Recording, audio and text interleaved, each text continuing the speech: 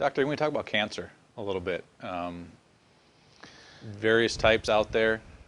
What are some of the things that you've seen in terms of your patients, and what some of the things that you've been able to do? A better thing to talk about in relationship to, well, I will talk about that, right? A better thing to talk about, however, is the relationship between profits and cancer in the United States. There was a study that was published, I believe it was in 1994. It was a 12-year program, 12-year study. They looked at adults who had developed cancer as an adult, not childhood cancer, but adult cancer, right? And this is the main types of cancer that we get here in the United States.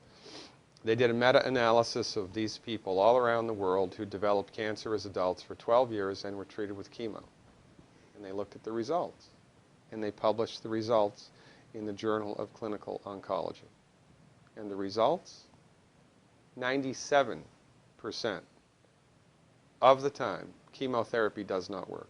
97% of the time, it doesn't work. So why is it still used? It's one reason and one reason only: money.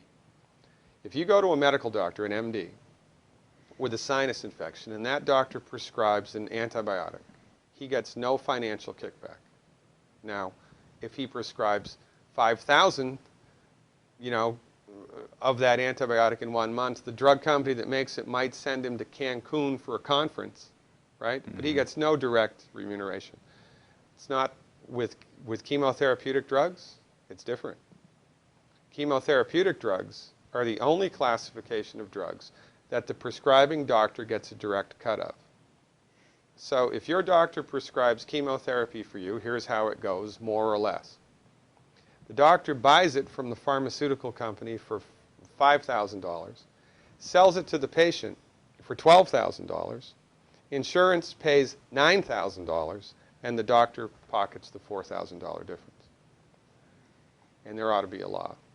The only reason chemotherapy is used is because doctors make money from it. Period. It doesn't work 97% of the time. If Ford Motor Company made an automobile that exploded 97% of the time, would they still be in business? No.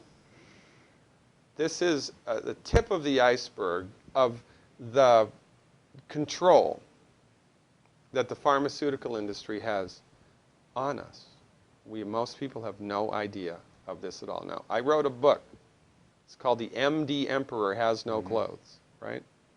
In my book, I have a bulleted list of 10 questions that every cancer patient should ask their doctor. 10 questions. I've had patients kicked out, literally, kicked out of the oncologist's office because the doctor was PO'd that the patient was asking him these questions. And these are just common sense questions. Cancer treatment in the United States, we have lost the war on cancer. We have lost the war on cancer. Why? Because cancer is not a reductionistic phenomenon. Cancer is a holistic phenomenon. And when you try to bring a reductionistic methodology like drugs and surgery to bear on a holistic phenomenon, you will completely miss the boat each and every time. You cannot do it. Medical doctors are like colorblind art critics. They can see that that's a boat. They can see the black and white outline, but they're completely blind to all of the colors and textures that make up the substance of the thing. It's no difference with cancer. The reason that people get cancer in the United States and the reason that we have completely lousy outcomes is because medical doctors are driving the research bus. When women get together and do a 5K run for breast cancer, all of that money, do you think any of that money goes to nutritional research? Do you think any of that money goes to homeopathic research or acupuncture or traditional Chinese medicine or naturopathic research? No. All of it goes to drugs and surgery, which do not work. Now, why aren't those women running for selenium? If every girl in this country took 200 micrograms of selenium, in one generation we'd eliminate breast cancer by 82%. That's a big number. Why aren't we doing that? Because medicine in the United States is a for-profit industry, and most people are completely unaware of this, And most people bow down to the altar of MD-directed high-tech medicine at their own demise.